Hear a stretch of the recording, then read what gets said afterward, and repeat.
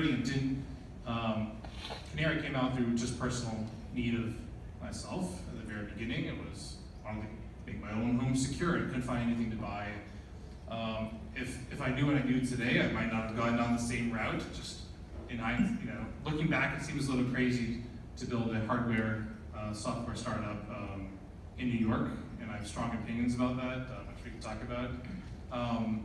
And it is crazy, but we've come a long way, and we have a lot more to do. But yeah. So I want to give a little framing here. So who was into IoT and hardware? I'm going to say 2014. Who was like, oh yeah, this is going to be fucking awesome. Okay, cool. What about 2012? Okay, it has to be worse. 2010? Right, 2008. 07. Cool, like 1, 2, right? Okay. I wanted to set the tone a little bit because I left Silicon Valley in 2000, like early 2014.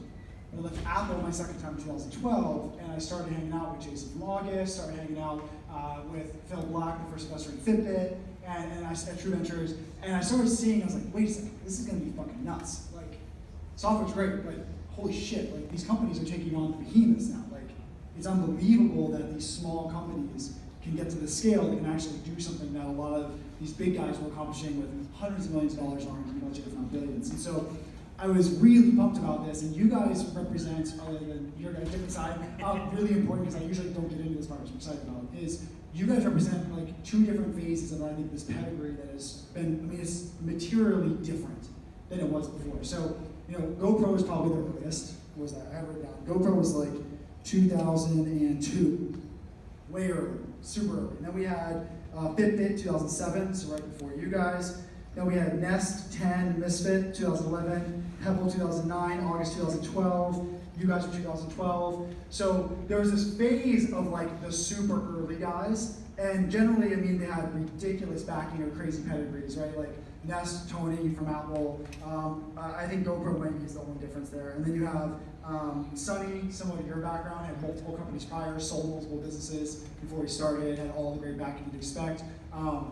Anyways, I would love to kind of get your thoughts because I was blown away. I never heard of you guys till this panel. It's like, holy shit, 2008, really?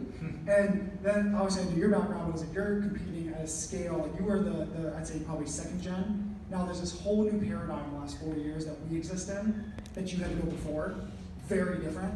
And I'd love to talk about the data after if you don't mind, but I'd love to get your just perspective on that because you guys have probably gone around a little different. You raised a big round before. You have a shit ton of VC capital behind you, but haven't raised in a while. Would love to understand, like, walk me through that process because you're enrolled in 2008. I can't even imagine what it was like. And then you came in a still very challenging time to do hardware. Can you just walk me through some of the highlights of that process? And there's obviously a lot of difference we see today. Like all these people, they're lucky. There's a lot of you guys that kind of fought the fight. And then I'm going to dive into some of the details. So walk me through some of the early days. Yeah, I mean, so 2007, 2008 was a period when things like the Wi-Fi, silicon itself was very expensive, right? So, and they also were very power hungry, so they could not be used in devices, and that was just, you couldn't start with a device that was